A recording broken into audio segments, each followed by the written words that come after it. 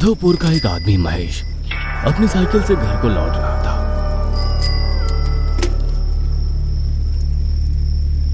उसको रास्ते पर सामने एक बच्चा रेंगता हुआ नजर आया। उसको अपनी आंखों पर यकीन नहीं हुआ। वो बच्चा एक किनारे से रेंगता हुआ दूसरे किनारे पर पहुंच गया और जंगल के अंदर चला गया। एक बच्चा इस जंगल में कैसे आया, वो भी इतना छोटा जो पैरों पर खड़ा भी नहीं हो सकता। वो अपनी साइकिल से उतरकर जंगल के अंदर चला गया।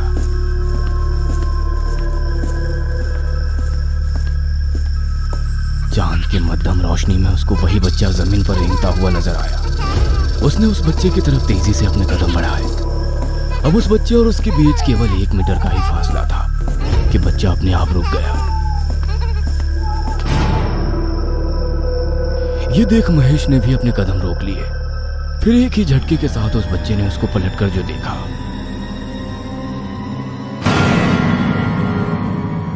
महेश की आंखें हैरानी से बड़ी हो गई और उसके दिल की धड़कनें मानो रुक सी गई। बच्चे की आंखें लाल लाल चमक रही थी और दांत किसी भेड़िए के जैसे थे। वो बच्चा भयानक आवाज करता हुआ उस पर झपट पड़ा। पेड़ों से चमगादड़ फड़फड़ाते हुए फिजा में उड़ गए और महेश की आखिरी चीख जंगल में गूंज कर रह गई।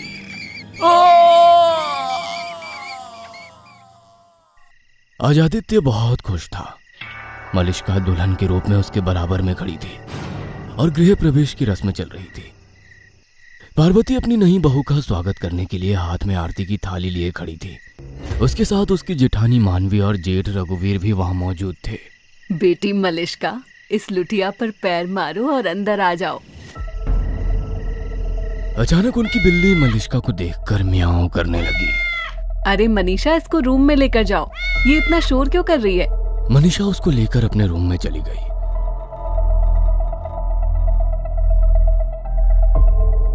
इस टाइम मलिष्का की आंखें लाल लाल चमक रही थी, जिस पर किसी का ध्यान नहीं गया। मलिष्का ने लुटिया पर पैर मारा और फिर आगे कदम बढ़ा दिए। पार्वती मलिष्का को उसके कमरे के अंदर लेकर चली गई।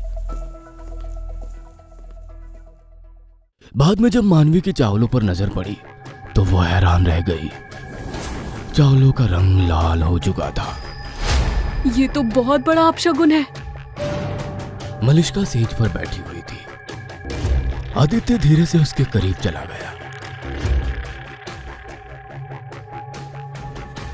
उसने जैसे ही घूंघट उठाकर मलिष्का को गले लगाया, मलिष्का की आंखें फिर से लाल लाल चमकने लगी। उसके कमरे की लाइट धीरे से बंद हो गई और दोनों एक दूसरे के एकदम करीब चले गए। आधी रात के तकरीबन 4 बजे थे। बिरजू काका किचन में सो रहे थे।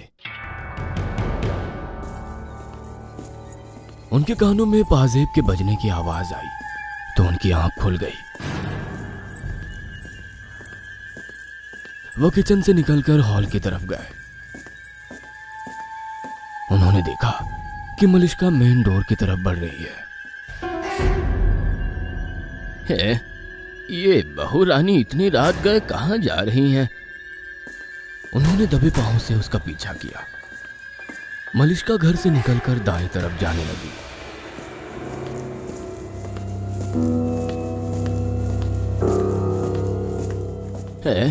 ये रास्ता तो कब्रिस्तान की तरफ जाता है, लेकिन बहू रानी यहाँ क्या करने जा रही हैं? बिरजू काका थोड़े फासले से उसको फॉलो करते रहे।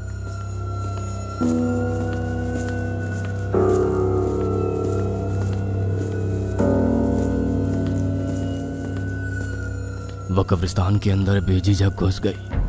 कई कब्रों के बीच से होती हुई एक छोटी सी कब्र के पास जाकर रुकी। वहां एक बूढ़ी औरत बैठी हुई थी जिसने काले कपड़े पहने हुए थे। मलिष्का, ये एक नवजात शिशु की कब्र है जो जन्म से ही मरा हुआ पैदा हुआ था। अपनी क्रिया पूरी करने के लिए यही उचित समय है। मलिष्का ने एकदम पीछे पलटकर देखा तो बिरजू काका एक पेड़ के पीछे छिप गए। मलिष्का ने वापस बुढ़िया की तरफ देखा और उस कब्र को अपने हाथों से खोदना शुरू कर दिया। तब तक वो बुढ़िया कुछ मंत्र बुदबुदाती रही। उसने उस नवजात शिशु की लाश को निकालकर अपने सामने रखा। फिर कुछ मंत्र बुदबुदाने लगी। मलिष्का की आंखें लाल सुर्ख हो गई और दांत भेड़िए के जैसे हो गए।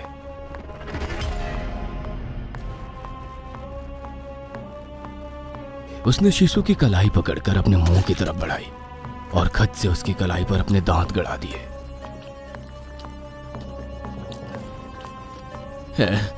हाय राम! ये देखकर बिरजू काका का दिल दहल उठा। वो उसके हाथ को चबा चबा कर खाने लगी। रात के सन्नाटे में, कब्रिस्तान की खामोशी में वो आवाज बहुत ही डरावनी लग रही थी। उसने बच्चे का पूरा हाथ चबा डाला। उसके बाद उस बुढ़िया ने मलिष्का की तरफ एक चाकू फेंका और बोली, ये लो। उसने चाकू उठाया और उस बच्चे के सीने को चीर डाला।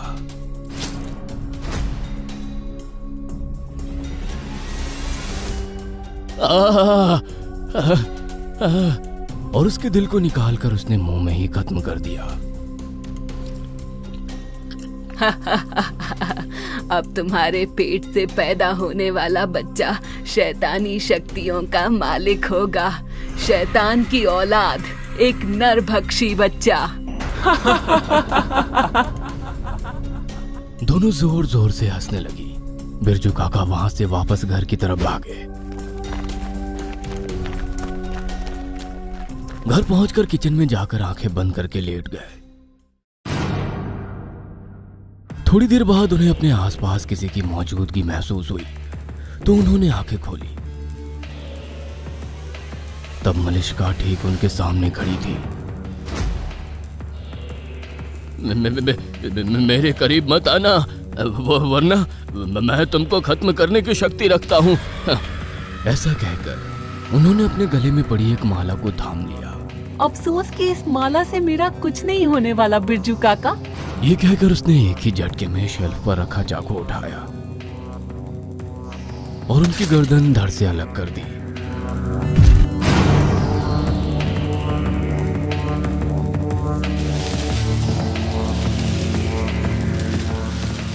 लाश को घसीटकर घर के पिछवाड़े खिड़की के बाहर फेंक दिया।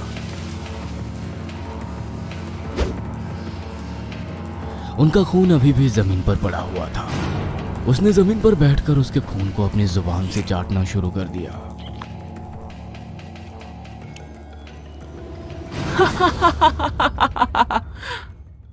अगली सुबह जब बिरजू काका किसी को घर में नजर नहीं आए तो सभी हैरान रह गए। लेकिन फिर पार्वती ने अपने दिमाग पर जोर दिया और बोली, बिरजू काका कई दिनों से अपने गांव जाने की बात कर रहे थे, कहीं वहीं तो नहीं चले गए? अरे मम्मी, बिरजू काका कोई बच्चा थोड़ी ना है। जहां गए हैं जाने दो, जब आएंगे तो अपने आप पता चल जाएगा कहां गए थे।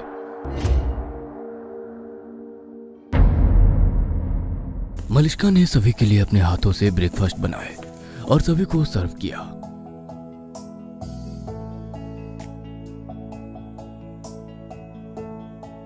उसके हाथ का बना खाना सभी को पसंद आया। इसी तरह अब रोजाना का रूटीन हो गया। मलिष्का सभी के साथ घुल मिल गई। उनके दिन अच्छे गुजरने लगे। कुछ दिनों बाद घर में खुशियों की लहर दौड़ गई जब मलिष्का ने पार्वती को बताया कि वो मां बनने वाली है। अब उसका खास ध्यान रखा जाने लगा। धीरे धीरे कब 8 महीने निकल गए पता ही नहीं चला। बेटा आदित्य, मलिष्का को गुरुजी का आशीर्वाद दिलवाने बड़े मंदिर लेकर जाओ। यही सही टाइम है। अगर आज शाम उसने चढ़ावा चढ़ाकर गुरुजी से आशीर्वाद ले लिया तो माँ और बच्चे दोनों के लिए अच्छा होगा। जैसा आप कहें मम्मी।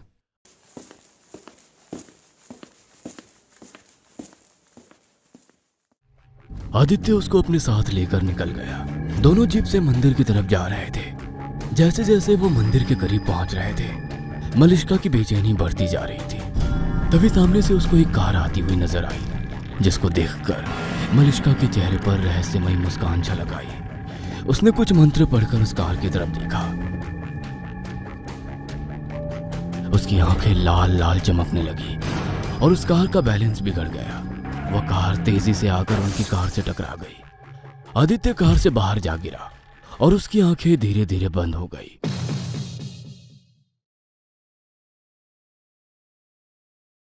जब उसकी आंख खुली तो वो अपने घर में था।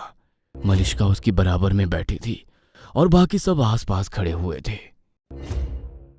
भगवान का शुक्र है, इतना भयानक एक्सीडेंट होने के बाद भी हम दोनों को कुछ नहीं हुआ। लेकिन समझ नहीं आ रहा है ऐसा कैसे हो सकता है। टक्कर तो बहुत जोरों से लगी थी। तुम लोग बड़े मंदिर जा रहे थे, शायद इसी वजह से तुम दोनों को कुछ नहीं हुआ। काली माता ने तुम्हारी रक्षा की। मंदिर जाने वाली बात ऐसे ही टल गई। अब कुछ दिन और गुजरे और धीरे धीरे मलिष्का की मां बनने का दिन आ ही गया। मलिष्का को रात 8 बजे अचानक से पेन शुरू हुआ। पार्वती ने 2 बूढ़ी औरतों को बुलाया जो गांव की महिलाओं की डिलीवरी किया करती थी।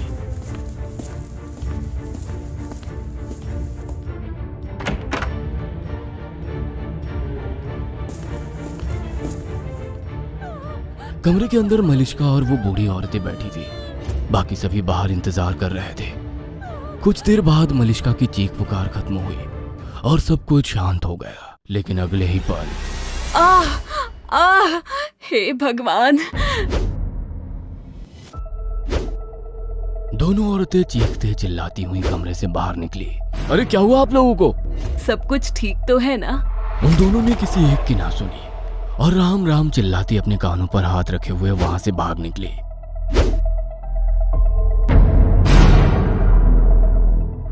नन्हा शिशु अभी मलिष्का की बराबर में लेटा हुआ था। उसकी आंखें लाल लाल चमक रही थी। चेहरे पर एक ऐसी मुस्कान थी जैसे बड़े लोगों के चेहरे पर होती है और उसके नाखून किसी तेज भेड़िए के जैसे लंबे लंबे थे। वो अपनी बारीक सी आवाज में जोर जोर से हंस रहा था। अगर आप इस कहानी का अगला भाग देखना चाहते हैं तो हमें कमेंट करके जरूर बताएं और ऐसे ही डरावनी कहानियों के लिए हमारे चैनल को सब्सक्राइब जरूर करें।